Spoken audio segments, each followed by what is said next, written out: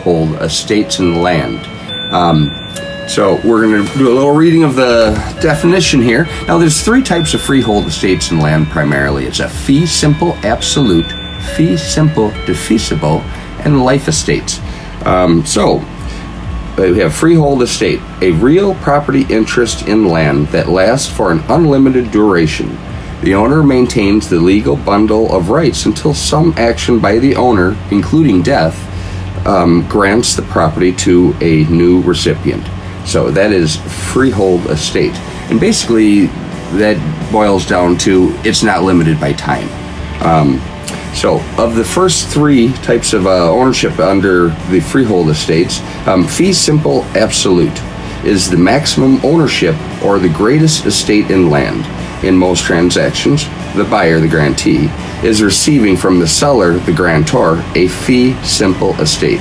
Ownership is forever, and the owner has the full bundle of rights until the owner chooses to dispose of the property.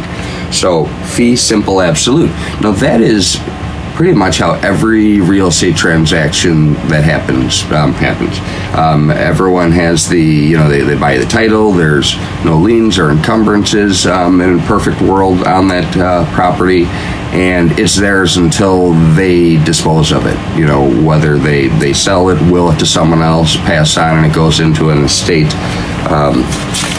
The second is fee simple defeasible estates. Fee simple and defeasible estates continue identify as long as the estate holder observes the terms of the estate.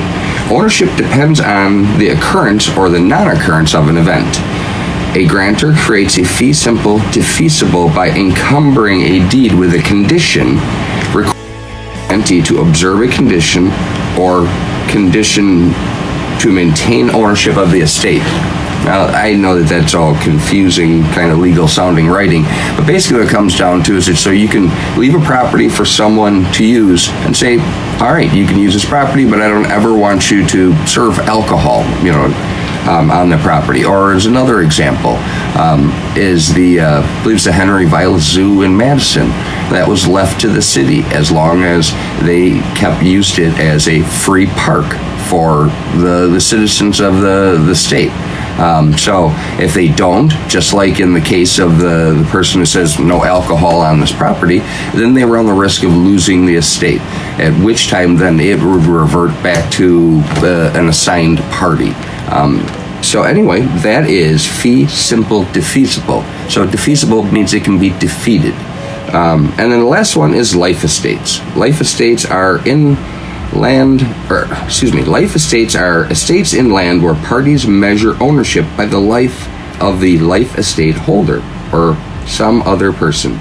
When the life estate terminates on the death of the life of the estate holder, the property passes to a future owner based on the terms of the life estate. The funny thing is that future owner could be a person, it could be a cat.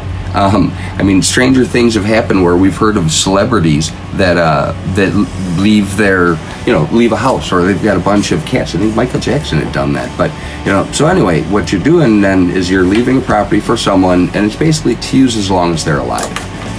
You'll see that in different situations. But after the person passes away, then the estate would go back to whatever party is documented in the life estate. So a life estate lasts for, if you are the person who is living on the property, you are a life estate tenant. So you can't sell the property, you can't take out a loan against it, but you do have the other bundles of rights, the quiet enjoyment, the use, the exclusion, and until the end of that person's life. So anyway, that is our freehold estates and land. Certainly give us a call if you have any questions. There's a lot more than the little summaries I tried to read related to that. Just wanted to kind of explain a little bit of the difference. But the one that most people know of, it's a fee simple absolute, and that's what most people own their properties. It's yours until you decide you don't want it anymore.